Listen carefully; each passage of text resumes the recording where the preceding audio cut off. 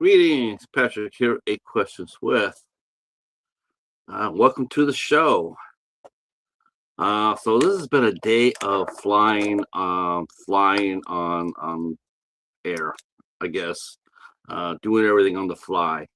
Uh, we somehow we got Paladin's appointment uh, confused. I had it down for tomorrow.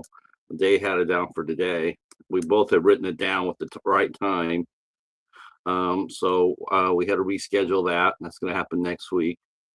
Um, and then tonight we're scheduled to have actress Jaime Hill was supposed to be with us tonight, along with director, writer, and actor Neil Chase. But unfortunately, a family emergency has come up, and Jamie will not be able to make it today.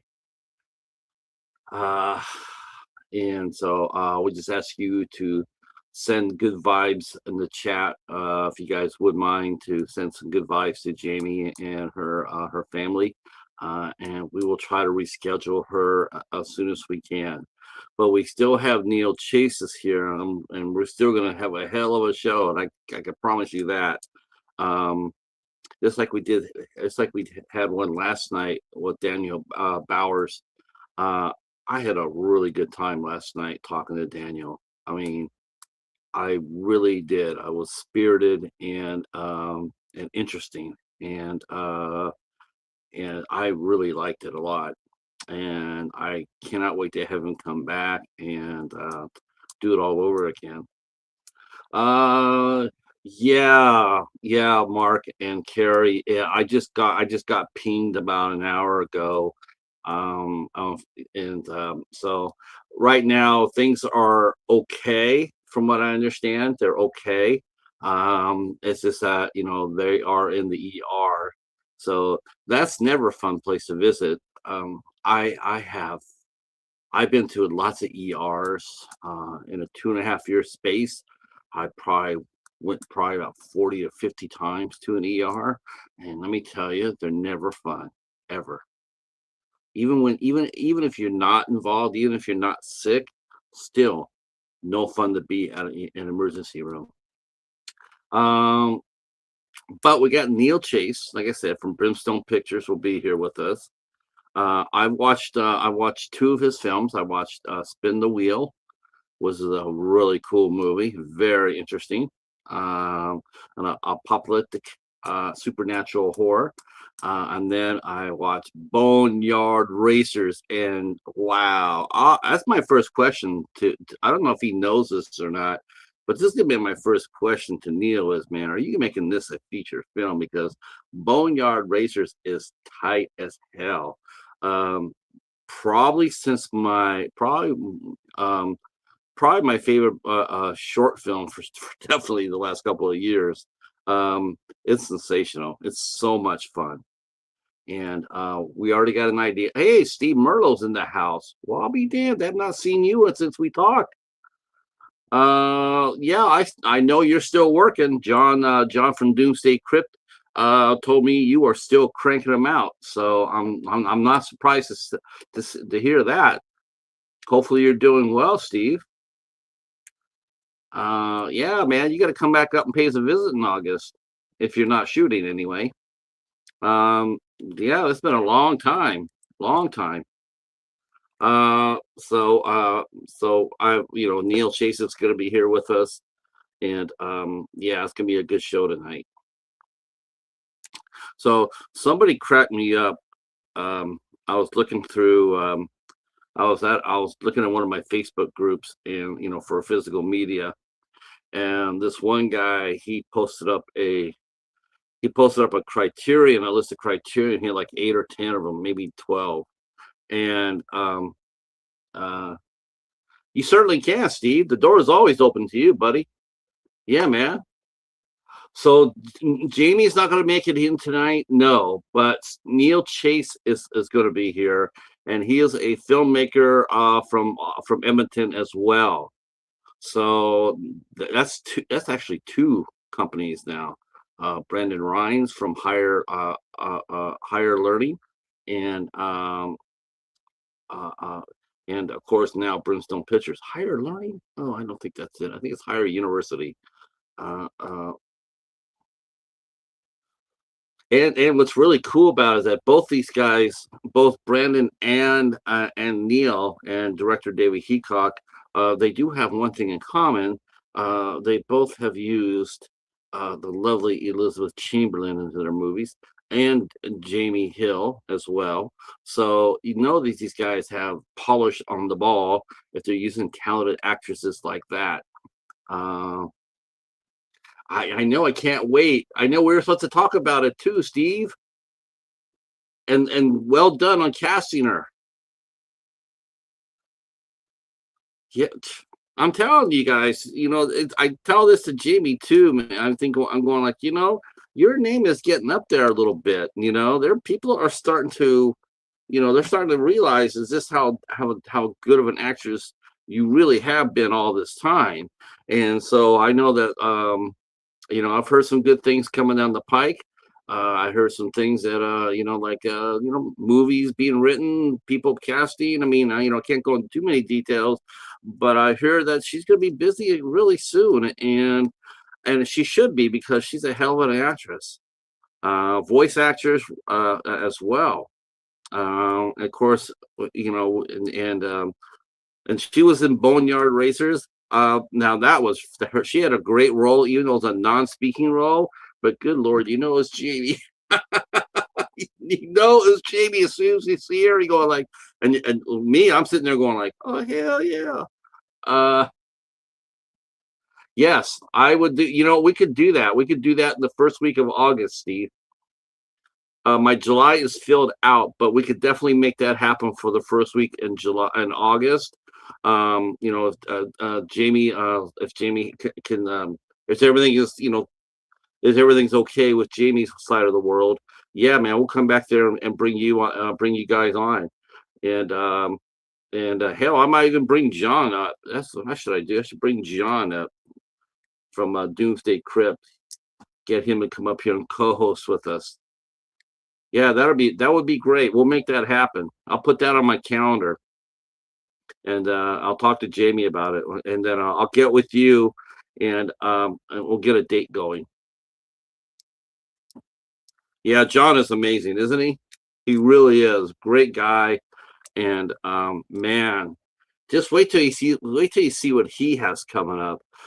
His podcast, when he gets it back up and running again, his podcast is going to take off. Yeah, I will definitely stay in touch with you, sir, for sure. So I was in this physical media group, and this just made me laugh. Guy shows about 12 Criterions, nice movies, really nice movies, and he got them for $1.50 a piece. That's awesome, because as you know, a lot of Criterions full price go for $42 a piece. He got these for $1.50. And then someone came by there and saw that and says, the only time I ever see Criterions that low is in thrift shops, and they're always Wes Anderson movies. And I about spilled my coffee when I read that, because I was laughing, because I was like, he's absolutely right. That is the only thing I have ever seen in a thrift store as far as Criterion goes, has always been Wes Anderson movies. Nothing else. Nothing else. I had never seen anybody express that same thing. Like, he's right. That's the only time you ever do see Criterion. So it's almost like they made like a regular run of 10,000, and then with Wes Anderson they made like 30,000. Because if you do, most people, if you have friends who collect Criterion movies, and if you look at their collections, guaranteed they're going to have the Royal Tenenbaums, the Aquatic Life of Steve Zissou, probably maybe I think Moonrise Kingdom got a release. It's going to be basically Wes Anderson movies. It's absolutely it's absolutely the case. that's funny as hell. I don't know why, that just humors me. So, but now we're talking about calendars, and after I messed up my calendar tomorrow, I don't know what happened. I honestly, It was probably me messing up my calendar for my cat because I gotta tell you guys, man, I was on the edge that whole damn visit. That whole damn visit, I was sitting on the edge. I thought I was gonna lose my shit. I thought I was just gonna lose it because, Paladin's 14 years old. His weight is not where his summer weight is way down for where it should be. Most of the time, his summer weight is about 14 pounds. He gets about 20 pounds during the winter. And they weighed him, and he's like 11.7 pounds. And I'm just like, that's not good. That's not his normal weight, because I weigh him myself every winter. And and so when she said that, I'm like, wow, that's just, I'm not really excited about that. Um, so we're supposed to take him in and to see if they can clean his teeth. Um, they're not sure, and I gotta be honest with you. I really respect our veterinarian. And this is our second time there. I gotta really respect her because she didn't come out blazing for money. It would have been very easy for her to go there, look at Paladin's teeth and sit there and say, "Oh yeah, we're gonna do that. We're gonna and get the money. Get the money. Oh yeah, it's her. You gotta get his teeth done." And yeah, that's what would have happened. But she was concerned, and I learned a pretty awful lesson. I observed him in all, like I observed him eating fine, he drinking fine, he goes to the bathroom fine. I mean, he gets a little bored, I think more now than ever, but he still has his flash still there. I mean, whenever he sees a cat, he goes into full attack mode. His fur fluffs up, his tail gets this big. I wish I was joking, but his tail gets like this big. He's just, full force. He's a boneyard racer. Okay. Uh, um, but she didn't. She looked at the teeth and she says, "I'm not sure if I can recommend that. I mean, we'll try to do what we can, but as far as him getting his teeth clean, because that's a full anesthetic, anesthesia. I'm not really sure about that. I'm not really. We're gonna have to get a consult to see. So that's what was supposed to happen either today or tomorrow. I don't know who messed up. Um, so I appreciated that, that they didn't come blazing out of it looking for the easy payday. They're sitting there going like, I'm not sure if your cat, it's 14 years, he's a senior. He's a senior now. And yes, we've all have, like, my friend Deb, um, her cat Andre, aka Slade Wilson, he lived to be 20 years old. So I know that cats can live a little bit longer than, like, but still, any time after a certain point, it's just a blessing. 15 years, you get any life after 15 years, you're blessed because most of the time your animal has, they live between 12 to 15 years, and then anything after that is just, gravy. So that's where I want to go. I want to go to the gravy time. So, and I don't want him going underneath that, and something happened to him. Oh, that's what I dread the most. My dread is something happens to him and I'm not there. I'm sitting in the waiting room or something like that, and he crosses without me being there. That's it's like every parent's nightmare. And I said parents. So, but like I said, we'll do it again next week and see where it takes us. But as we wait for Neil to get here, I will let you guys know what's coming up next week. Next week, we get on the Monday the 6th. We welcome in Tremaine Hayhoe. He will be here. We've had Tremaine on several times before. We did a watch along with him.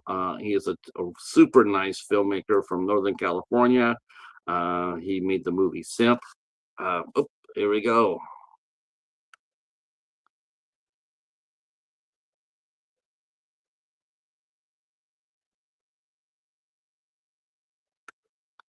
Ta-da! Oh, he's buffering. Oh, He'll be here 1 second. There he is. let me try closing some windows. Maybe that'll help. Yeah, I should. All right. How's that? Great. Perfect. All right. All right. All right. So I'm not sure if you heard any of this before you got here, but I already got my first question up and ready to go. And Oh, I already okay. dropped a hint. I already dropped off a hint already. But Johnny, I want to challenge you to a boneyard race, me and the cheetah against that 10-ton hearse you got. Sounds good. Sounds good. Oh, I wish I owned Countess. That is one amazing car. It's a 1967 Cadillac hearse.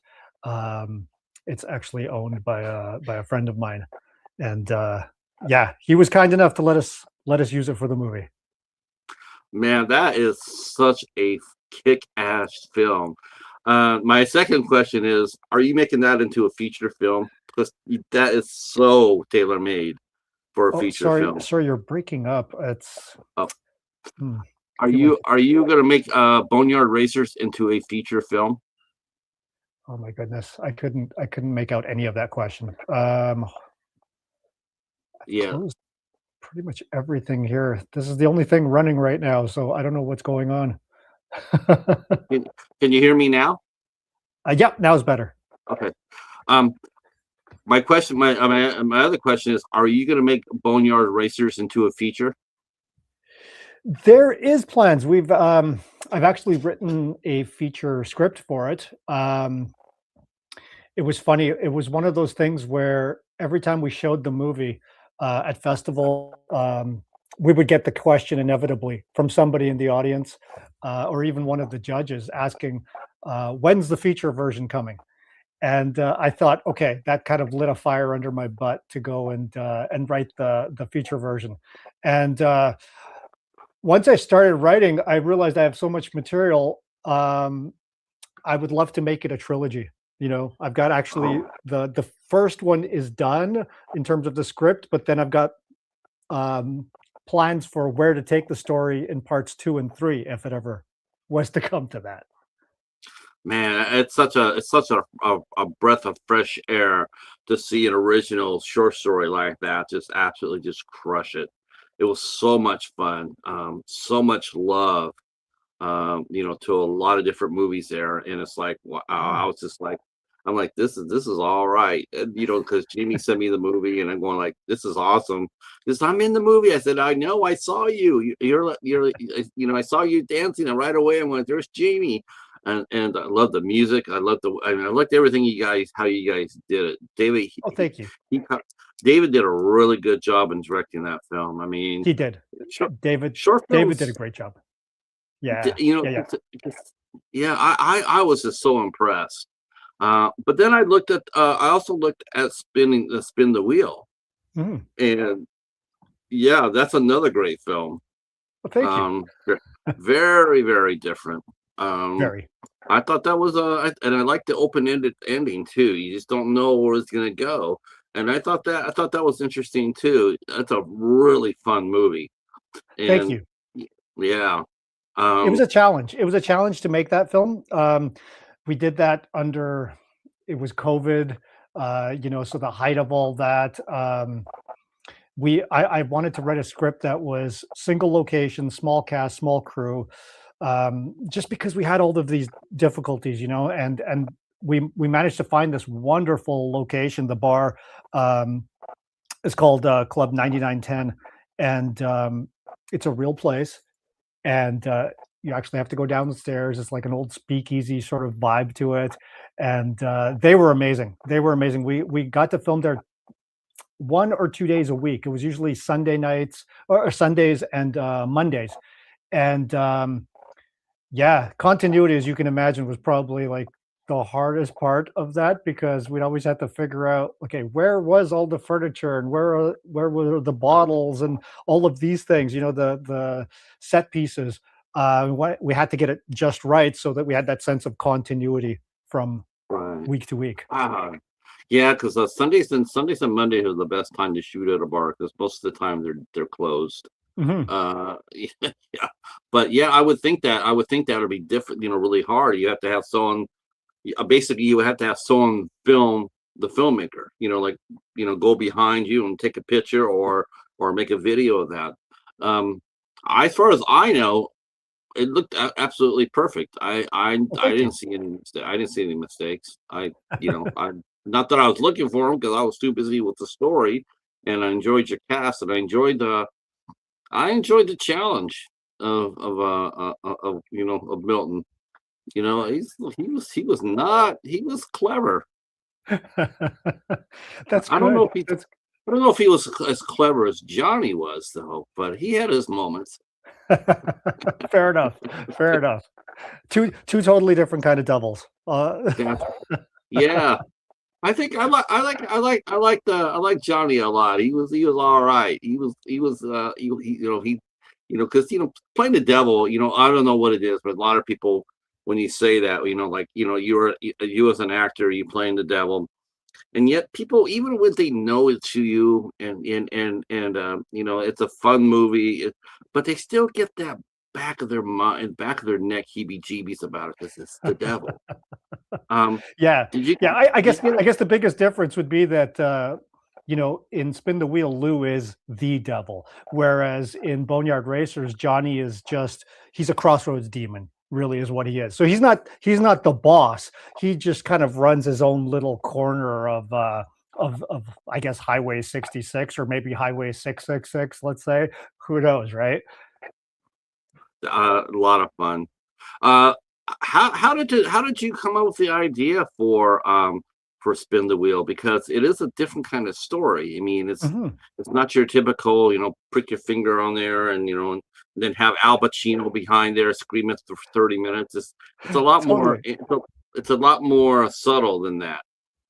It's well, where it really started from was I love disaster movies, and but they always seem to have this sort of the same formula. A lot of disaster films will center around like a hero or a group of heroes who kind of travel all over the world, having all these great adventures and saving the world.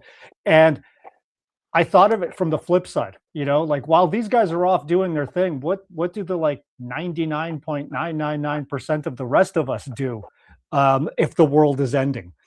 And um, I remember asking, friends and family, if you found out that the world was going to end today, what would you do? Without missing a beat, every single person said, I would spend it with my friends and family. And I said, okay, what if you couldn't? What if you couldn't make it or if you didn't have somebody? And again, without missing a beat, every single person said, I'd find the nearest bar and I'd get drunk. And I thought, okay, that's a story right there. And so I decided to set a story around the end of the world with a group of people who have nowhere else to be. And so they find themselves in this bar. But then, me being me, I thought, I'm going to throw a little supernatural curveball into the mix. And now I'm going to make it that the devil shows up or somebody claiming to be the devil, and he's going to give them a chance to undo the apocalypse. Yeah, yeah, yeah. Well, what would you pay to undo what I'm doing now? I mean, what would you give up? And Yeah. man, that would be the easiest answer for me. I'd be sitting there going like, whatever you want. When you sit there, what would be the first thing you would do? You would, if you learned that the world was going to end today, Yeah. not even lying, I'd be out in the middle of the street celebrating. I'd be about time. Yeah, if I'm going to be honest with you. I think a lot of Uh, people probably feel that way these days. Yeah. yes, yes. Now Brimstone Pictures is now. You guys, how long has that been going on? Because I talked to Brandon Rhines. I'm sure you and Brandon know each other. Mhm. Um, huh? We do, yeah. Oh, okay, As far as yeah, as far as Brimstone, we got together before we created the company. So we did two short films together, our little core group. The first was called Bobageddon. It was like a little comedy that we wrote about kind of like um, imagine like a Geraldo style expose, but set almost in that Saturday Night Live vibe to it. We had a lot of fun doing that, and then that led to Boneyard Racers. And when we completed that, we kind of had a serious sit down because that little short just took off in a pretty big Yeah. way. And we thought maybe there's something here. So the three of us, David, Preston, and myself, we decided let's make this official. And I think the company was created in 2020, if I remember right now. So we've been together for 6 years officially, and yeah, we haven't looked back since. I was excited because because I know because I've because up to this point, um, I had only just talked to Brandon about Edmonton and the film community, and Mhm. he did say that there were other voices in there. I mean, he definitely said that yeah, there's some other people to keep an eye out on. That's And great. so yes, and it's really ironic too because I'm sitting here going like I'm seeing that Jamie's worked with you both now, and of course then you got to work with the lovely Elizabeth Chamberlain as Hmm. well, and Absolutely. man, I had so much fun with that. Have you seen that? Have you seen her in I'm Haunted? Have you seen I that have yet? not. I have not yet. Oh No. my gosh, you have to see that. Oh, Fair enough. that is so much fun. Uh, yeah, we're always every time we watch one, we're always tagging and going Team Genesis because her character's name is Genesis, and Okay. it's such a fun movie. Brandon did a Oh, great she's job a with great it. actress. Yeah, she She really Elizabeth's is. great. A lot of fun to work with. She's very dedicated. She takes her craft very seriously. Yes. Yeah, she always comes prepared. I can't say enough good things about her. But I have a feeling that's pretty much all the actors up in Edmonton, though. I have a feeling whether they work for you or they work for Brandon or anybody else out there that I don't know yet. Why do I have a feeling like that's the norm? People come ready and prepared. I think for It, the most it, part it, that's true. Yeah, yeah. I think it comes part and parcel of having like such a small film community here. Um, it's one of those 1 degree of separation things. Like if you don't know the person directly, I almost guarantee you know somebody who does. Right? That's how small we are here. So um, the that being said, the pool of actors is actually fairly small too. It's not like we're not like Vancouver or Toronto here in Canada, and definitely not like LA. Places where you've got thousands and thousands and thousands of actors. Um, it tends to be fairly small, but it's great. It makes for a tight knit community, and because I think people have worked with each other in some capacity, you kind of know going into a project what certain people can bring to the table, and maybe you gear some of your scripts towards them in some way. Like in Spin the Wheel, for example. The part of Angel, I wrote that specifically for S. Raj Kumar, because he's a friend of mine, and I thought I want to give him something he hasn't done before, um, and yeah, he knocked it out of the park. yeah, that story there is not as easy as it seems because it's all it's all everybody has a lot of dialogue to memorize. I mean, did you do rehearsal time before you guys shot, even though it was in COVID? Do you guys do you believe in for the projects that you direct and or produce or write for? Do you guys believe in that in rehearsing scenes before you start the camera? We do some rehearsals. We definitely do table reads. I feel like that's a must because it helps me as a writer um, and director to see what's working dialogue wise once the actors say the lines. Because it can sound a certain way in your head, but then when you hear it out loud, especially from the actor who's actually cast in the role, it can feel completely different. So then that allows me to retool certain things. But as far as like rehearsal, I think we love a certain feeling of spontaneity. And I feel like if something's rehearsed to death, it's almost like you lose that sense of real life. Real life throws you curveballs. Real life has you improvising in the moment, and we love to bring that sense of energy to our sets. So I love that actors come prepared. I feel like every actor should know their lines. They should know their blocking. We'll do basic rehearsals, but when it comes time to like, I don't want to overdo the lines to the point where it feels like a play, or where everything's Right. so super polished that it doesn't feel like real life. I love that feeling of realism, and I think too much rehearsal might kill that. Yeah, I mean, I could definitely see that fear for a bottle room, like spin the wheel, because you're just in that one spot and you're not Mhm. going anywhere, and it does come across, cinematically it comes across as a film, but you could also take it and put it on a stage, and it would still come across either film or a stage production equally fine, and not lose any of it, and not lose any of its heat. Um, Absolutely, yeah. I've even had a couple of people ask me, would I consider turning it into a stage play?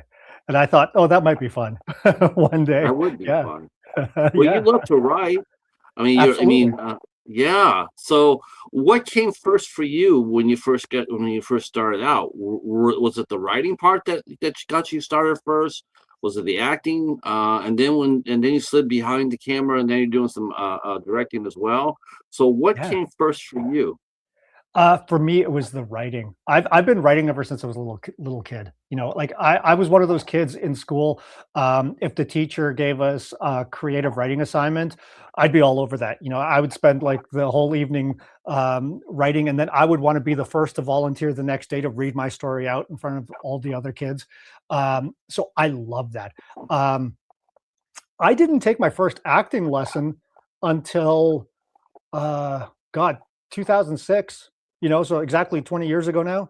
That was my first acting lesson. So, very much a grown up by that point. And, but what was wonderful about it was having the exposure to acting then led me to discover screenplays.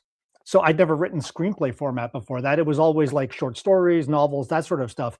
And when I discovered acting, it was just like it opened my horizons in a way I hadn't even known about before, and I thought it was just sort of this perfect marriage that I've been waiting for. So the part that you would like did, because I've never asked this of anybody, but like after you as an actor, after Yeah. you went on set and you worked that day, did you get after you left set, did you ever find yourself going home and writing about the experience about being on set and some of the things that you encountered with during the filming of that day? I don't know that I've ever done that, but I think if a script is really well written, and filming those moments, uh, I would definitely take that home with me. And then I would still be in the headspace of the character. I would still, imagine maybe some of the other adventures this character would have or things that they've done in their past. And I think one of the wonderful exercises as an actor is to discover your character, sometimes by inventing a backstory if one isn't, Yeah. given to you. And so for me, I think that was sort of like a way to fire up that writing side of me. So I could be the actor, but then I could also jump in the writer's shoes and create a backstory for this character that would fit in the world that we were filming. It's funny. It's funny you mentioned that because I interviewed a director who wrote a script. He wrote a screenplay for a movie called Mhm. Hangman, which Yeah, stars, ironically enough, Al Pacino. nice. And he mentioned, shout out to Michael Cassie. Um, yeah, he said that he got a phone call, and it was from Al Pacino, Wow. and he was talking to Al about all the everybody that was shared screen time with Al. Al wanted to put a backstory to him. So he called up and says, "Tell me a little bit about this person." It could be just a cop there for one scene, no lines. But Al would call up there and sit there and say, "Okay, okay, that's probably like the only child of the family, dedicated to law enforcement, and created a backstory for this person." Yeah. And then the next day when they're shooting, then he comes up there and he's like talking to the actor. And it's funny because after I heard that, I went and I watched another movie that he did called Insomnia. Robin Williams. And Yeah, yeah, yes, brilliant movie. absolutely. And there's a scene in this movie that I've watched this movie about a dozen times, right? I'm not even kidding you, Neil. I've watched this movie about a dozen times. Yeah, yeah. And after I heard that story from Michael Cassie, I'm here and watching it again, and then I see him walk up to the very first girl that's killed, Yeah. and they're all standing around there, all standing around her, and they show it's almost like a throwaway scene, and you see Al's hands come and run slightly through the girl's hair. I have Hmm. never seen that in all the 12 times I watched that movie, but it Yeah. was so incredibly intimate. It was kind. It was like a Mhm. father to a daughter, and I just like that is the power that's just the power. That's just brilliant. Oh, Um, absolutely. Yeah, and great actors will make those little choices that, you know, it's just part of being the person, being the character, right? It's the difference between acting, which is like pretending to be somebody, and then actually becoming that person for the sake of filming. And in that moment that he was, and that's why he's one of the greats. He's an yeah. amazing actor. Now here you are. You're writing. So now you're writing screenplays. You're getting into it. Now you're doing sliding over there, do acting. So now Mhm. you're gonna apply. You're gonna what was your first acting job and how did you intend for you to did you say now I'm writing and now I want to be an actor, or did it just accidentally happen? Did someone sit there and say, "Hey, have you It tried acting?" Or was it something that you had on your storyboard, like this is what I Not want at to do? all. Not at I'll tell you what happened. So I was taking, these acting classes. We've got a theater school here called the Foot Theater School, and I took first acting for the stage, and, but the next semester I took acting for the camera just to see, like, what the difference is, because I really didn't know what the differences would be, and I really enjoyed it, and, a couple of the people in the class, they would get together every Monday night to do this thing called Monday Night Club, which was kind of like a gathering of actors, filmmakers, writers locally here, where they would do these kind of like guerrilla filmmaking sessions where they would take a scene that night, um, film it, rehearse it, film it, um, edit it in camera, and then watch it, and then give feedback to each other on the entire process. And I thought this is fantastic. Like, what a great way to learn how to be an actor very quickly. Because one of the things I had difficulty with when I first started was remembering my lines. It was like, oh my god, how do you remember your lines so well? But going through a process like this really helped me with that. And so one night I'm sitting there at this Monday night club, and we're doing a rehearsal for one of our little scenes. And I walk past this room, and there's this guy calls me into the room. He's like, "Hey, excuse me, can you come over here?" And I walk in, and it was a filmmaker who was just visiting that day, where we were filming. And he said to me, he's like, "Are you an actor?" And I said, "Not really. I'm just kind of having fun here." And he said, "Would you consider auditioning for me for a little short film I'm making?" And I said, "Sure, sounds like fun." I'd never done an audition. I had no idea what even the process was like. He gave me we exchanged information. He emailed me the sides for this character. And I think it was like 2, 3 days later, I show up and I do this audition for him. And it was for a villain. It was the main villain in the story. And I didn't know what to expect. I was like, not familiar with the auditioning process, like I said. And so I'm in the room, and it's just him and his producer, who was his wife as well. And so it's just the two of them. And the scene was like, I remember vividly, it was like this torture scene. So my character is like essentially taunting this victim that I tied up, right? And I remember saying, like, how would you like me to do this? Because I didn't know what the standard procedure was. I said, there's nobody else in the room with us. Do you want me to just pretend there's somebody like in this empty chair, or who do I direct it to? And he said, you can just direct it at me. And I remember, so I just got into it. And I remember at one point, I'm like literally this close, we're like nose to nose. And I had him so like taken aback by what I was doing. By the end of it, he said, you scared the shit out of me. He goes, you're hired. He goes, I don't want anybody else for this role. And so that was my first role. And you know, haven't looked back since. It must have been really exciting, the first time you do that, and you didn't really know what the audition process really was. Yeah. I find that to be interesting too, because for a lot of people, because you did it and you got to do it face to face. Mhm. That's what's really great about it, is you got to do that, in person. Now it's all about, self audition tapes. Yeah. As a director, are you doing audition tapes, or are you doing your auditions in person as well?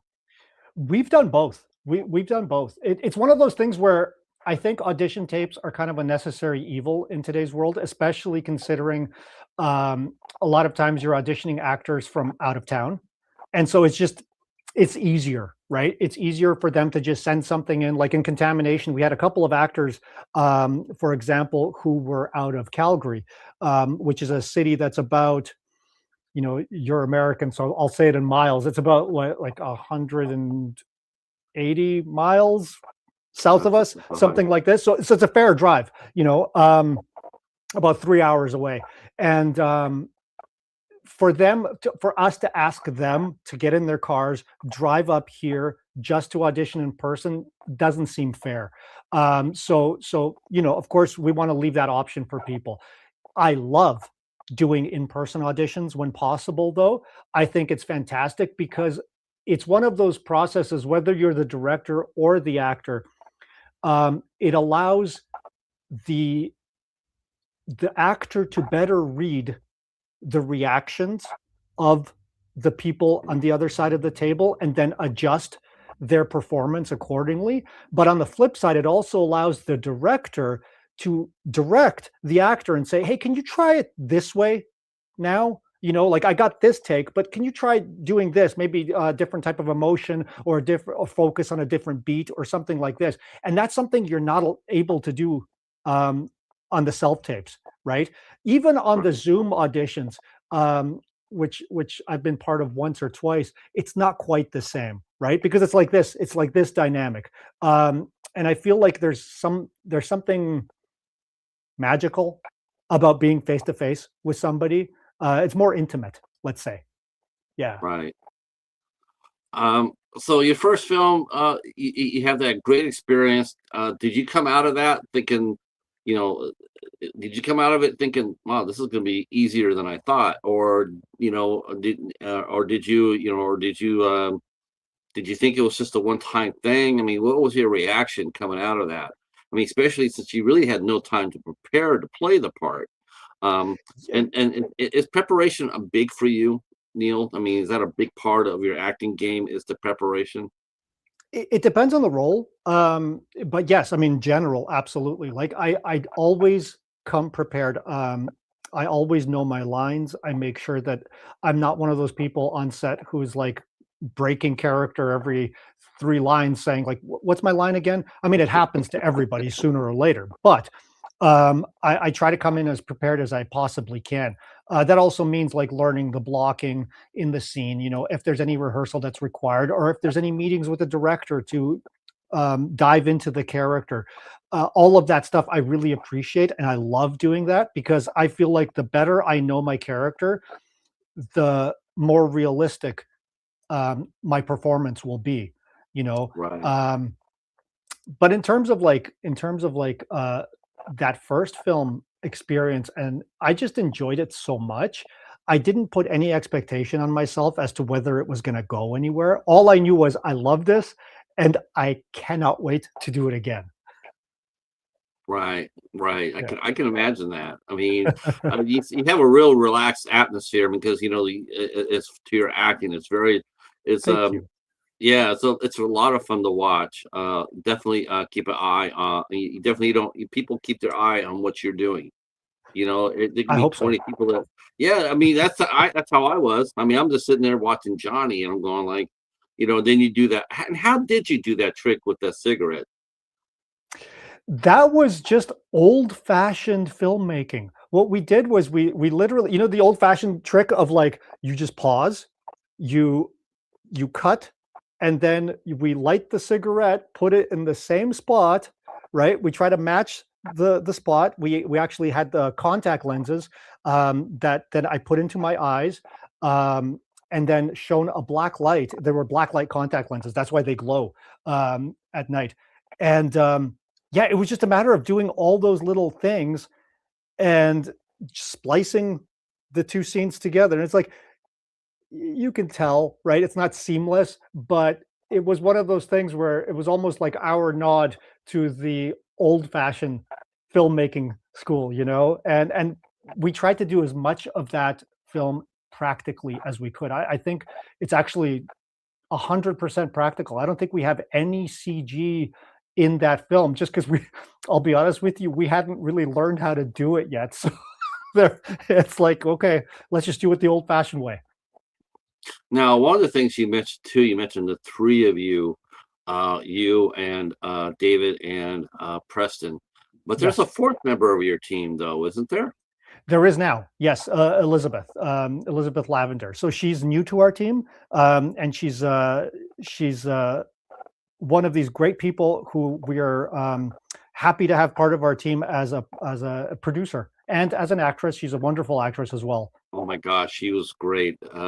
She is great in Boneyard. I was like, I don't, and there's just such a love for because you don't have to be a genius to spot it, but it's definitely her character is right from Rocky Horror, and it's like I'm all in.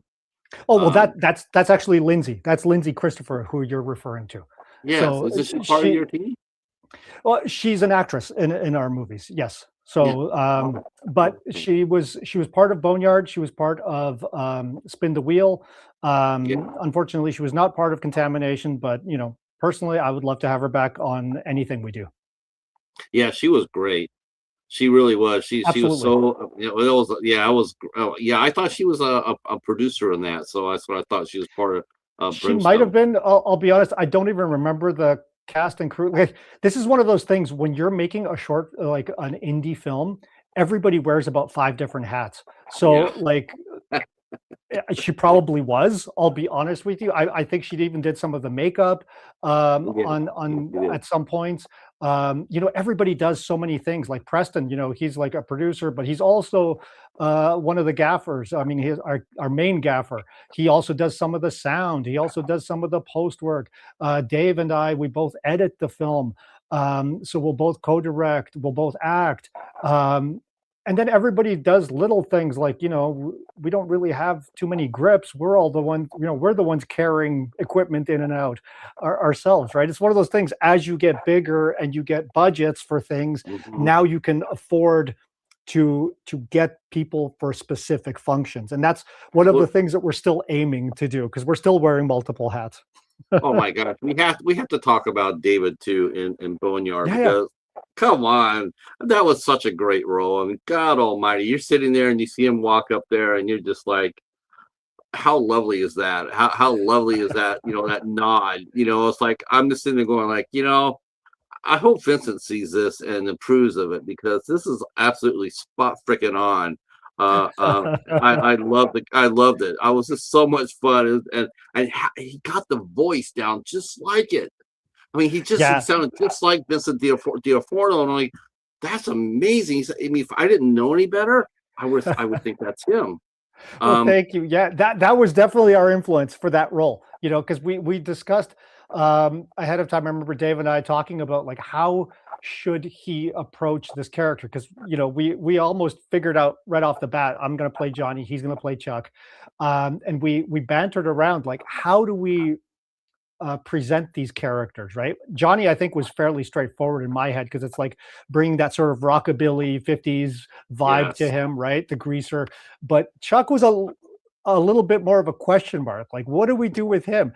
And the more we thought about it, the more I thought, remember Men in Black? Remember Vincent D'Onofrio when he plays the Edgar? Like, just that feeling of a guy who's um, he doesn't belong in the body and he can't quite make it work, right? And we wanted to bring that sensibility. So I thought, what if we have a demon that's possessing a body, but he's not really in full control of that body? And that was really the genesis of where Chuck comes from. And Dave, to his credit, played it, beautifully. Oh yeah, definitely. I was just, it's such a oh, let me go into the chat real quick. Greetings, Lady Valerie. How are you? We're talking with actor, director, and writer Neil Chase. Jaime Hill will be back at another date. Something has come up, so we get to talk to Neil. And I also did something pretty rare for me. I believe I did put it down there. I believe I put the link to Boneyard Racer because I wanted everybody to get a chance to see it. Let's see. Did I do that? Well, it's on the website. Maybe I didn't do that. Maybe I didn't put that down on there, but I'll fix that because I know Jamie sent that to me, and I'd love to expose that to as many people as I possibly can. Um, Beautiful. how hard is it for you to prepare for roles? I mean, I know something like Johnny is, that's just got to be an absolutely joy to do. But something like Contamination, which is a horror science fiction film, that's going to be a little bit more, more intricate, more details per se, Oh more yeah. emotion. Yeah. So, how did Contamination come about? And how did you prepare for your character? So Contamination was just sort of the next logical step for us. After we made Spin the Wheel, one of the things that we sort of kept hearing from some people was, "Oh, I wish you guys had more action," and we thought, the more we thought about it, it was like, okay, if people want to see action, let's give them action. And the three of us were huge fans of 80s, 90s movies. These are the movies we grew up with, and I use that as my influence for writing it. Movies like Predator, The Thing, Dog Soldiers. I love these sort of military set horror movies. I think they're fantastic. They're so much fun because it's a beautiful blend of action, thriller, horror. And that's what it really caused a spark in my head. And then in terms of preparing for it, we wanted to make it as authentic as we could, at least in the sense of the way the characters move, the way they talk with each other, the way they interact, the way that they fight, everything, their tactics. So we actually spent about I don't know, I would say about 2 months training for that movie. We had like basically a boot camp structure. We would learn military procedures, close quarters combat, hand to hand fighting.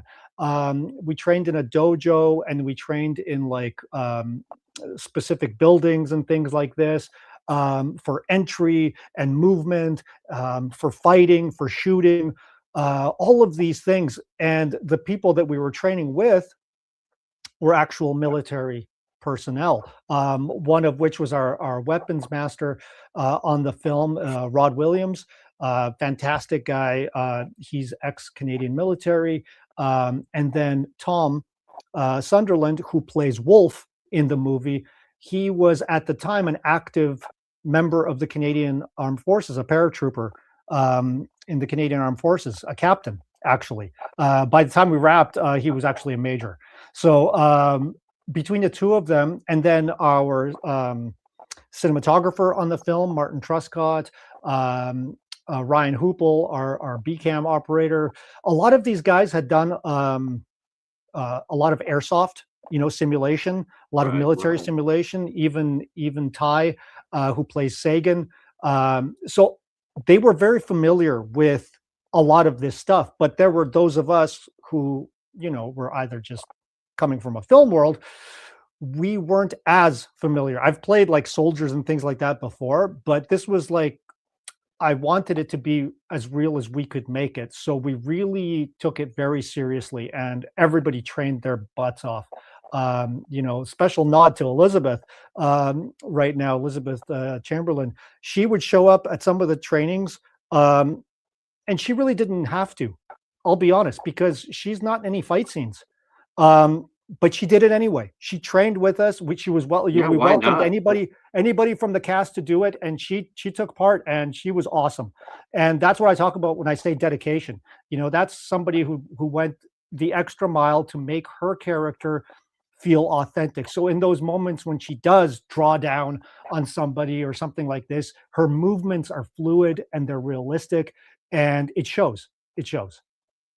Now you mentioned something earlier. I just without getting into too Yeah. much detail, but it's one of those things that always gets me when I do watch these kind of movies, and that is for such like you always hear an elite squad or a black ops team or whatever, but as soon as we as soon as we meet them, in fact, the only time I've ever seen where it hasn't done that was a show by written by Michael Cassie, uh, Death Squad. Shout out to Cassie again. Um, but one of the things I always notice that they'll always sit there, in the synopsis they'll sit there and say release squad or this, Yep. deadly, deadly. But then as soon as we meet them, what do? They're infighting. I can't Right. stand that. How did you did I don't know, I haven't seen the movie film yet, but Yeah. did you manage to avoid that cliche? And if so, how Absolutely. so? Yeah, Oh, we don't have that. We've had a number of armed forces personnel, both active and retired, watch the film, and one of the things that they've all praised it for was how authentic the vibe feels between the core characters. Um, they don't fight. There's no infighting, but what they do is they rib each other, and this is right. something that real soldiers, especially those who serve together, will do all the time. There's things like gallows humor. There's like dark Right. humor, right? But it's always done out of a sense of brotherhood, out of a sense of really love underneath everything, right? That brotherly love, and there's no meanness to it. Let's put it that way. And it's a way to cut to tension in a tense situation, right? So these are all things that they all picked up on and they were like, "Oh yeah, I would say that in this moment." We got little comments like that and we thought that is like the best compliment we could get for dialogue and stuff like that. I was really impressed with you saying how you spent 2 months preparing for this because that's the sort of thing you hear from a big budget movie, not very much from an indie movie. Yeah. So I mean that full well going in at the end of at the end of your week, you're going to go off and train for 2 days. You're not shooting anything. Yep. We're just going out there to train. Yep. And the dedication shown to that. Was your crew pretty much all from Edmonton for this? It was a mix. It was we had kind of people from all over Alberta, our province that we live in. So we've had people from Edmonton on the set, from Calgary, definitely, from a place called Edson. It's a small town close to the mountains. I'm trying to remember where else. Sherwood Park, St. Albert, kind of the periphery of Wow. Edmonton. So yeah, a lot of places around here. You know what? There's just so much great talent around here. We just want to be able to tap into as much of it as we can. So you came up with now you co-directed Contamination and you also wrote the script. So where Yes. did the script come from? I mean, you already did one end of the world script with Spin the Wheel. Yeah. So why come back and do say another potential end of the world type of deal? Was there something that you felt like you couldn't get into, something you left behind, or couldn't get into, spin the wheel, and you wanted to take those ideas and transfer it to a different story? It, it wasn't. Did you feel like you still have something to say from Spin the Wheel? Yeah, no, it really wasn't. I'll be honest. I don't think Spin the Wheel influenced Contamination very much at all. It was more just the idea. I wanted to do something that was action oriented, that was military oriented, and we wanted to showcase as much of the Alberta landscape as we could, Yeah. without being in the city. Like we thought, you know what? In Spin the Wheel, we were in the city. Let's get away from that. Let's show people the beauty of, the Rockies that we have, and the forests and the lakes and all of this wonderful nature that we have around here.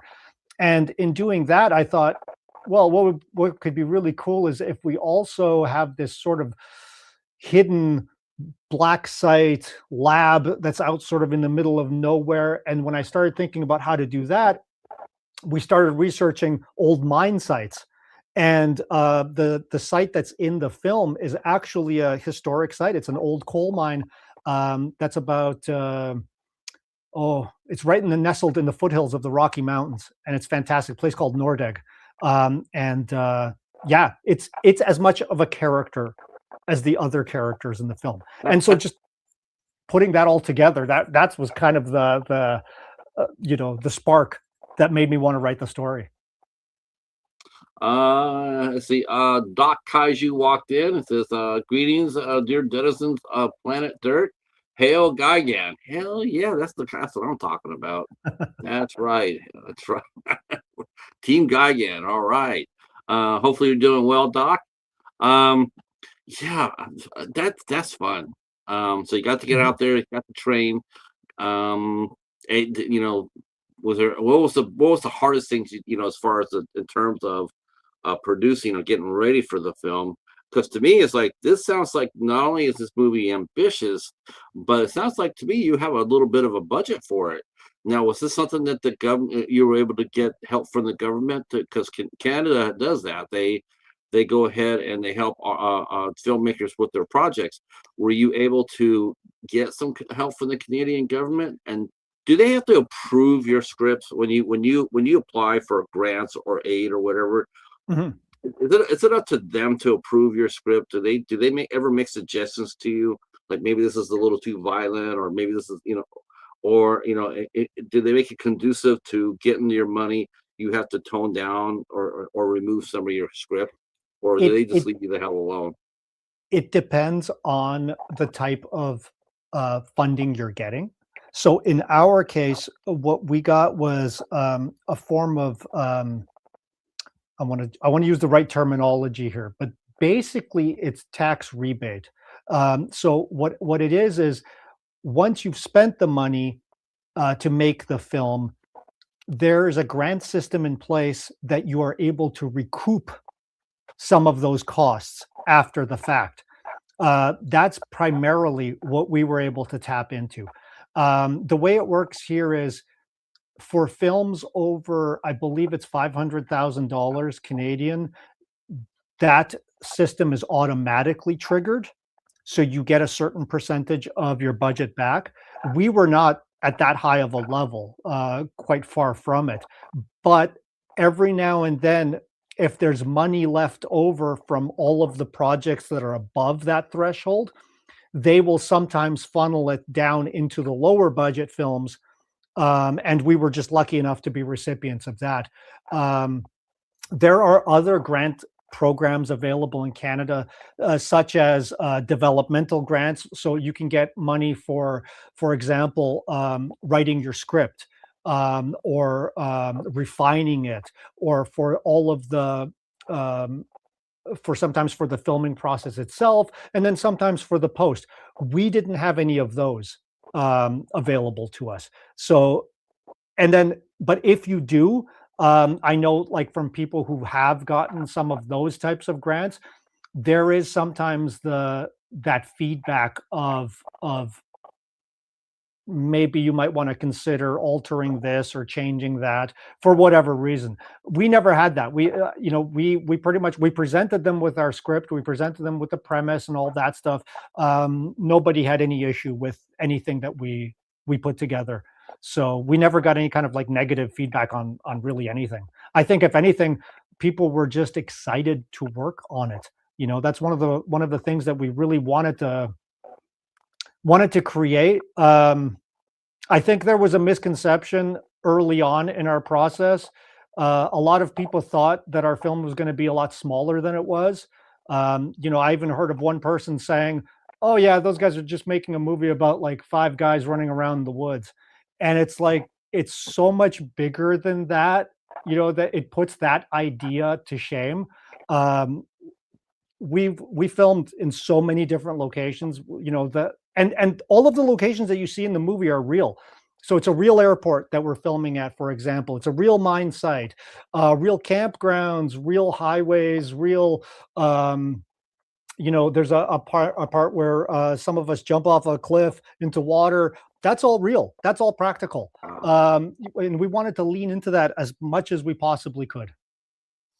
Now, was there any bear fights up there? If we run across grizzlies up there, We saw grizzlies. We actually, well, I don't know if it was a grizzly or just a big brown bear, I'll be honest, but there was one literally walking by the side of the road at one point when we were driving back from one of our filming days. But no, we never ran into him in person. So, it was just fun to see. So what is the synopsis for? What is the basis for Contamination? Was this totally, this came from your mind? Where did you come up with where did you come up with the storyline? The story, as I like to pitch it originally, was Predator meets the Thing. So the idea being that you've got a group of special forces soldiers, who are contractors. Really, they're mercenaries. They are hired by the government to go to a black site that's gone dark, and you find out through the course of the film that it's because a UFO crashed near the black site, and they took the remains of that UFO into the black site, and something happened in there, and the entire site went dark, and they've lost contact with them.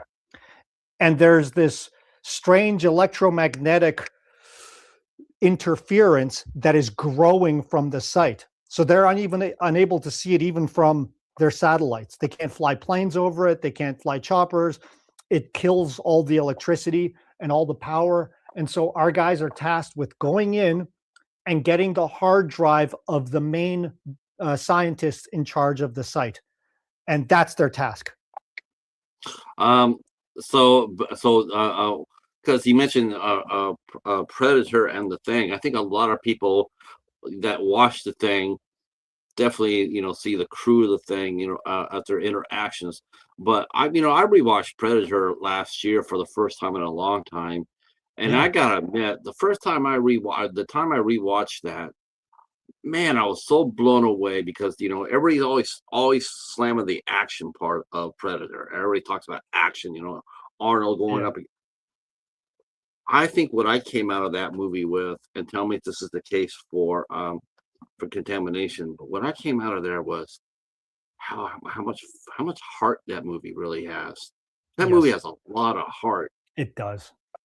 It does. And that's something we really strove to recapture with our film, because we didn't want it to be just a run-of-the-mill action movie where the characters have no depth and no history, and you're just throwing them into one situation after another. We wanted these guys to feel like real people. We wanted them to feel like they had a shared history together, like they had a past. And if and when you lose some of them, it affects the others. Like they feel it. One of the things I loved about Predator was when Mac dies, right? And you got Blaine, Jesse Ventura's character, or sorry, when Blaine dies, I should say, and you've got Mac, he's heartbroken, right? Because his best friend in the world just died, and he can't even cope with it anymore, right? It breaks him. And I love moments like that in films, because to me, that's what elevates it beyond just a simple action movie. And we wanted to have moments like that in our film, and I think we do. I definitely credit to the writing for sure. I mean, definitely a credit for the Yeah. writing. You can't get away. You can't do that without a good script. So Yes. walk us through two different types of days for you. Mhm. One, I want to walk through a day of you going on set as a director. Okay. You get up. What's your day like? I don't think I had a day that I wasn't a director and an actor. So first off, and this is why we co-directed, Dave and I, because I would be spending so much time in front of the camera. But every day that we were on set would be about the same. Dave and I and Preston would show up well before anybody else. Um, we planned out that day's shoot in minute detail leading up to it. But then even when we show up on set and everything's being set up, we'll walk through everything and we'll talk about um, any changes that we might have been thinking about the night before, or things like character motivation, or what should this character be doing while this scene's going on, or things like this, down to sort of like the smallest detail we could think of. And then it comes time to just get into the character, get into costume, makeup, all that stuff. And now I have to switch gears, right? Switch hats, put Yeah. myself in that actor's shoes. But even at the same time that I'm doing that, I'm always like in the back of my head, I'm still considering, is this looking right? Is this feeling right in the moment? And in between the takes, going to check the feed and just say like to Dave, like, how did that look? What was it like? Can I see it real quick? Stuff like this. And it worked really, really well, I think. Any trouble? Any trouble? Trying to, when you wear both hats. Any trouble? Like, have you ever had any trouble getting rid of a character afterwards, or you find yourself, when you're in the scene as your character, and there's part of your directing, you're looking at it going like, wow, that could be done a little bit better. Do the two ever cross in the middle of a shoot? I can't recall there being ever any trouble per se, but I think it's one of those things where I'm the type of actor, I feel like I can just switch it on and off easily enough. Like where it's like the moment it's cut, I'm back to being me, right? Right. If it's action, I'm back to being that character. And when I'm the character 100%. So I'm not really thinking about the director stuff in that moment. It's really in between the takes that I'll switch back to that. And luckily for that, I've got this great group of people in David, my co-director, and then our camera crew to to handle those moments that I'm not wearing the director hat, if that makes sense. Right. No, it makes perfect sense. Yeah, Who were some of you? Okay, now the other part, I guess you already. Well, no, I'm going to go with this one because I do sure. think it's pretty interesting. Is so you get up, now it's a day for you to write. Yeah. What do you do? How do you handle a day of writing? What's your process? I don't really have a set schedule for writing. I'm one of those people, I write when inspiration hits me. But it's one of those things where it's like if it hits me, I need to get it down on paper, Right. or on my computer. I just have to. I have to write. Um, Luckily these days, if I'm driving or something like this and I need to make mental notes, I've got my phone, right? So I'll just hit the record button and I'll make notes for myself that way. But there's been times when it's like I'll wake up at like 3 in the morning because I get an idea pop into my head, and that's like I have to get up. I have to get up and put it down because if I don't, I'll lose it. I'll lose it by the time morning comes. And so, yeah, to me, the story is that's everything, and I love it. I love writing. I love the whole process of it.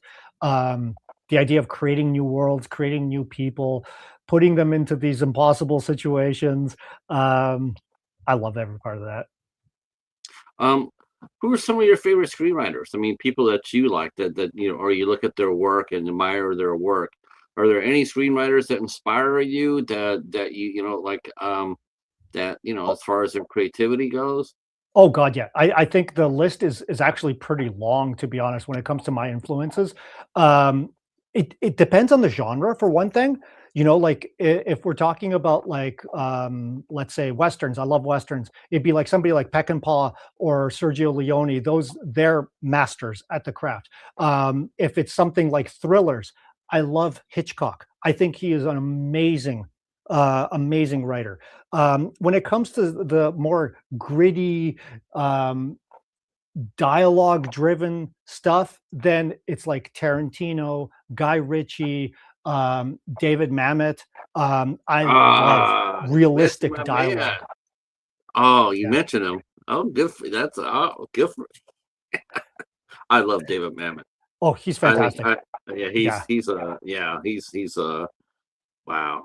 That's like a Grail guest. You know, I wouldn't even I probably would stutter halfway through the interview, but yeah, David Mamet, man, there's just his writing. It's just pure genius, and you It know is. it when you hear it.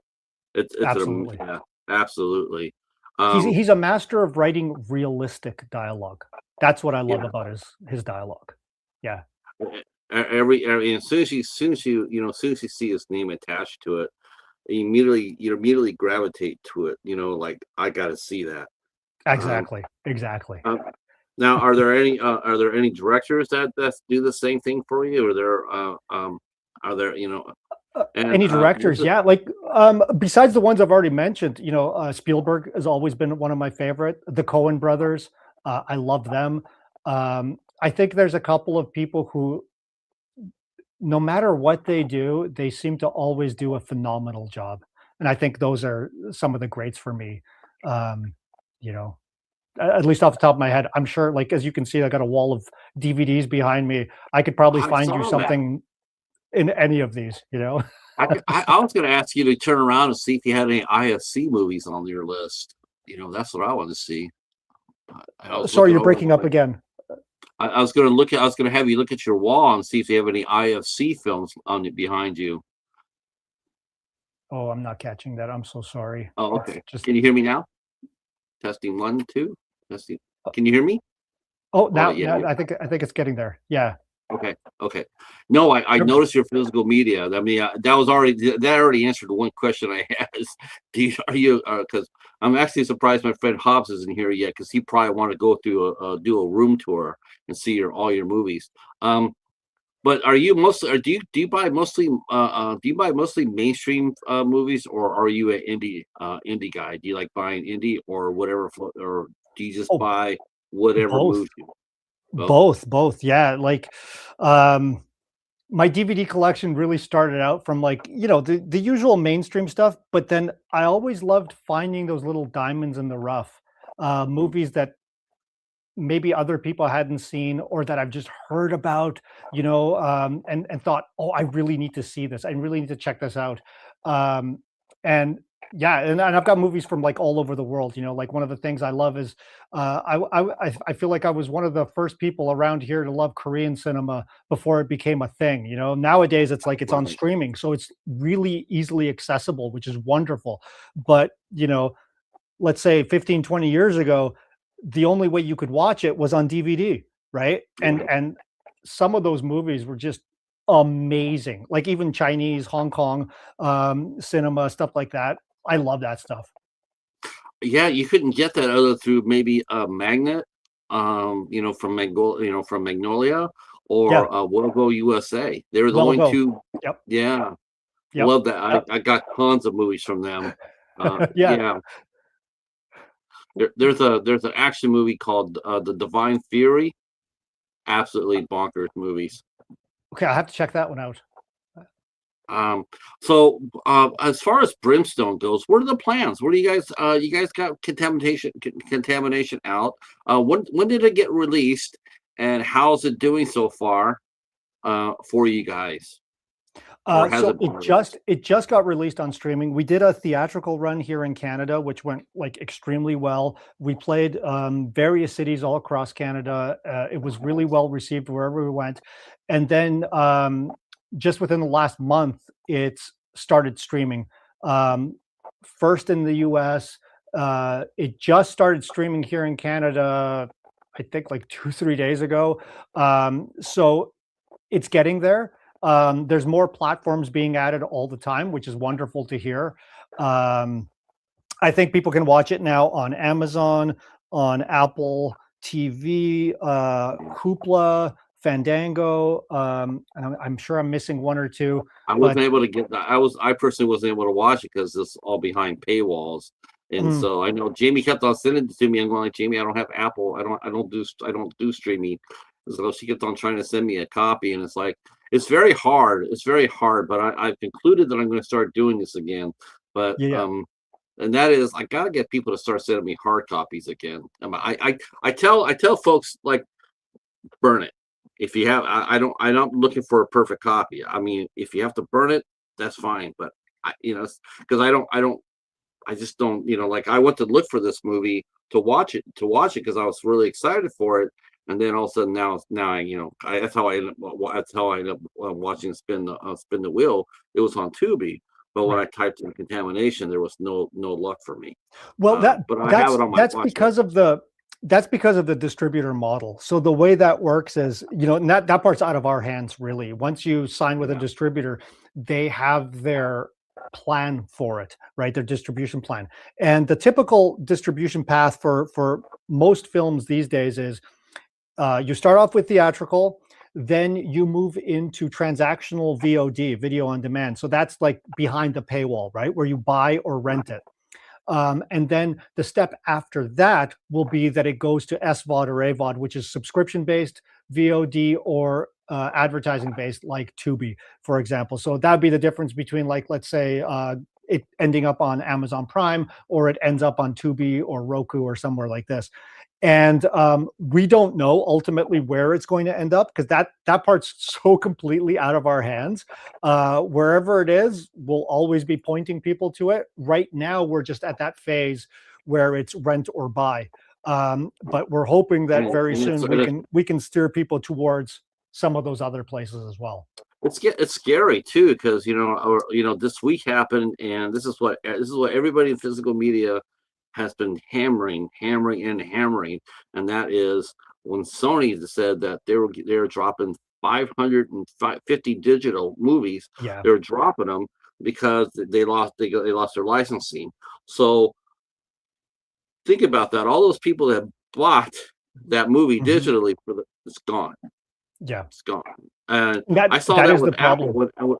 when I had my first Apple iPod. I loaded it up with songs for my wife, and and I gave it to her and whatnot. And next, she came home, says something happened to the iPod, and I'm going like, Mhm. what? And so when I ran it, and all of a sudden it's like Apple sitting there going like, yeah, we're no longer supporting this. No warning, no nothing. Right. Everything I had in the cloud gone. Um, Right. And that is now one of the things, like this is really the only way you own it for sure, right? yeah. And it's one of the reasons why we're really pushing our distributor to say, like, let's make DVDs, let's make Blu-rays. We really want to have a Blu-ray run. A lot of that, for your listeners, a lot of that is dependent on um, demand. So the more people that ask for it, the more likely that is to happen. So if anybody out there wants to see Contamination on DVD, let us know, by all means. We would love that, because then we can take that to the distributor and say, here, this is how many people want to see this as a Blu-ray. Just let you know that we did put the website to Brimstone Pictures on in the description box, so you can actually go over there and drop a note to the team there, and ask for a copy, for physical media copy of these films. And you're right, it's the best way possible. I'm Mhm. just thinking to myself, I just know so many people that were just like there, and they were shocked. But to us who have physical media, we're sitting there going like, yeah, we tried to tell you about that. But now it's all, I mean, I just think of the thousands of dollars that those people spent, Yeah. on digital, and got rid of all their physical media. Now we're just gonna do digital, and then all of a sudden it's like gone like that. And all that, man, no recourse. You know, So and don't get rid of your DVDs. Don't get rid of your Blu-rays. Keep them yeah. because that's the only way you'll make sure that you still have them. Uh, I think we'll end this with something really fun. I want you to tell me 5 of your favorite movies that you've seen this year, and do 5 great ones, and then one that really is like, okay, I can already hear you, Daniel, but I'm asking the question anyway. But tell me 5 good movies that you really liked, and then one movie that was like, I was sort of, Okay, 5 great movies, off the top of my head: Project Hail Mary, Obsession, The Backrooms. I really enjoyed all of those. I'm trying to think of 2 more. Jeez, you're putting me on the spot here now. Um, 2 more great films that I saw that I really enjoyed. Um, did you see Good Boy? no, I did not. No, I didn't. I did see, but on that note, there was a movie I did see about a dog with my kids. Oh God, it was starred Dennis Quaid. It was about a dog reincarnating. I can't. Oh my God, what was the A Dog's Life? I think it was called A Dog's Life, something like this. Okay. Wonderful movie. If you like dogs, if anybody out there likes dogs, go see this movie. It's on Netflix, I think. We loved, like, I was bawling. I was bawling my eyes out in this movie because it's like one of those movies. I love animals, so like you see this dog. It's great movie. So that's one I would definitely add to the list. As for a fifth, I don't know. That's a tough one. That's a tough one. Um, there's so many mediocre films that come out these days, where Why you're do you just think like, that? What your opinion only? Your opinion only. But why do you think that is? I think because a lot of studios play it safe. Um, there's so much money these days that they sink into films. Because what people have to understand is it's not just the budget of the film. There's also all the marketing that goes around it. There's also all of these additional costs that come into a film Right. that it's almost like they have to play it safe, just in order to be able to recoup as much of that money as they can. The problem with that is the safer you play it, the more bland your film is and the more forgettable.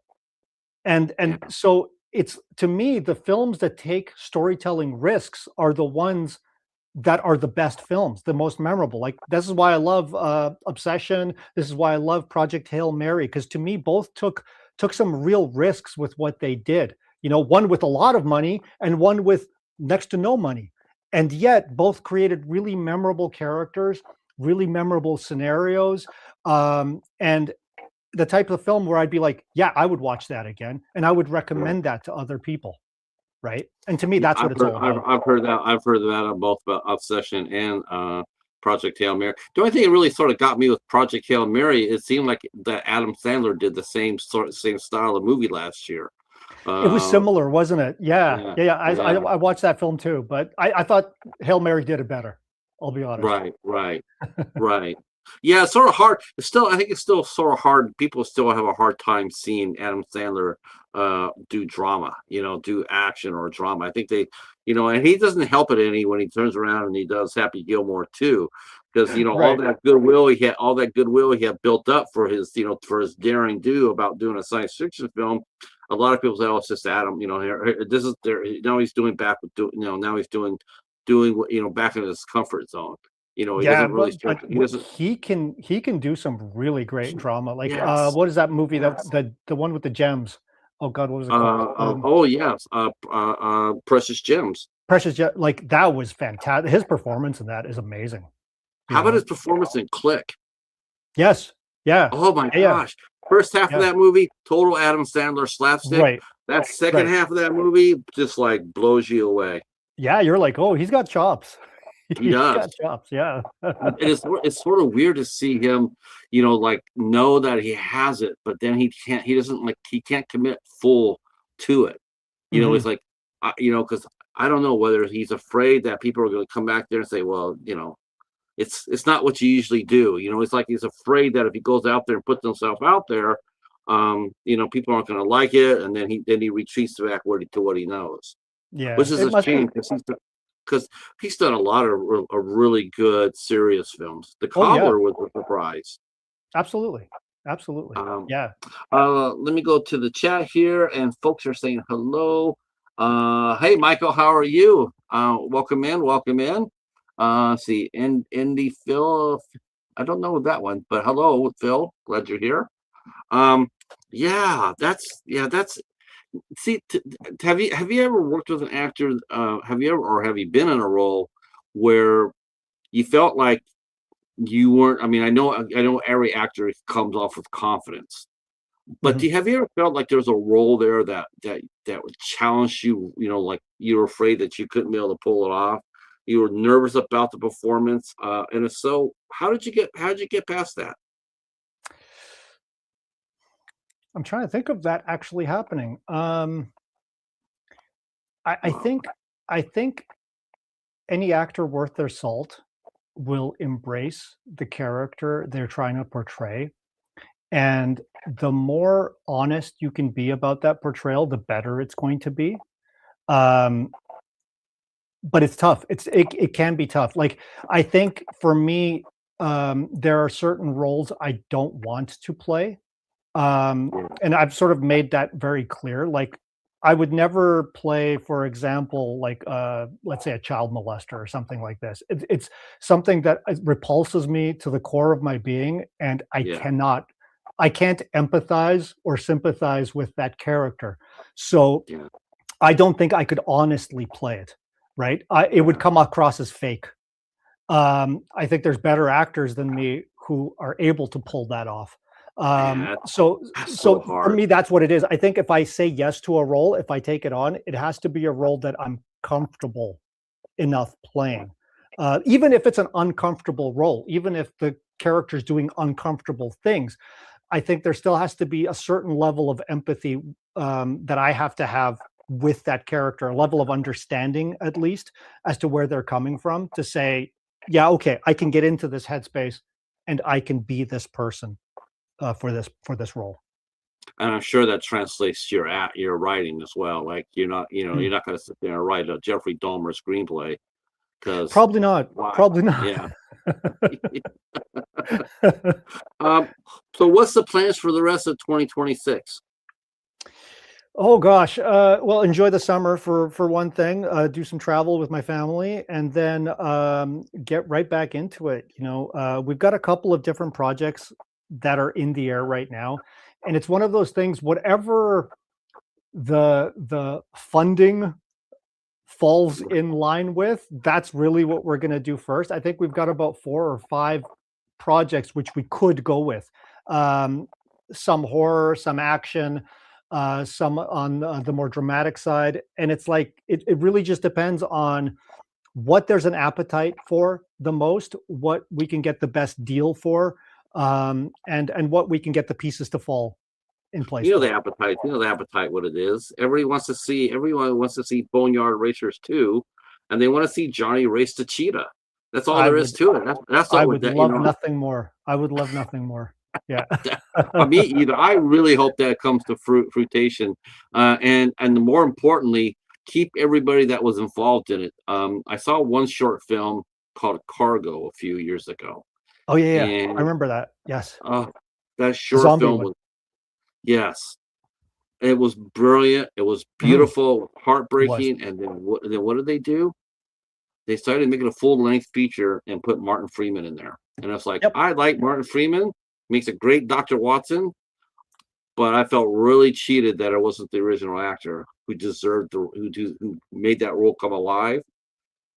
He really deserved to have a shot to play that role, and I was just really disappointed that he didn't get that. I think without him, it's another short film, but it was him. It was his performance Yeah. that made that Well, movie so memorable. that just brings it right back to what we said before, about playing it safe. Big studios feel like, okay, if we don't slap a name to this, audiences aren't going to want to see it. But the good part is when you get something like Obsession breaking out, a movie Yeah, with really no name actors, and it breaks out the way it did, I think it gives the rest of us faith to say, like, look, it can be done with and it has been with done the no last name couple actors of years. I who are mean, good actors. look at it. Don't talk to me. You got that. Yeah, yeah. You got movies like I said. You have Good Boy. Mhm. You know, that was, you have to watch that. That's such a I brilliant know movie. it's on my list. It's one of those that just sort of fell between the cracks. But now that you've said it again, I'm like, yes, I remember I wanted to see that film. That is such a I don't know if I've ever seen such dedication for a movie than that. I really Yeah. truly don't. I'd love to hear your, you know, off camera. I'd love to hear your feedback after you watch it and tell me what you think Okay. about it. Okay, will do. All right. That is going to be it for our mark. Thank you everybody in the chat for rolling in and saying hello. Our good friend Hobbs, Michael from Michael's Movie Addict, and Danny and Indy and Lady Valerie and Tony, Jerry, Steve Merlo, filmmaker Steve Merlo was here, and we'll see about getting him back with Jamie sometime in August. And of course, Mark and Carrie from Skimmerhorn Productions. Thank you for stopping by. And of course, Sue from the Bug Files. So thank you guys all for shit coming out. Thank you again, Neil, for coming out and helping, you My know, doing pleasure. the show. And of course, Jamie, our hearts are with you and your family. Hopefully, you know, hopefully everything's going well.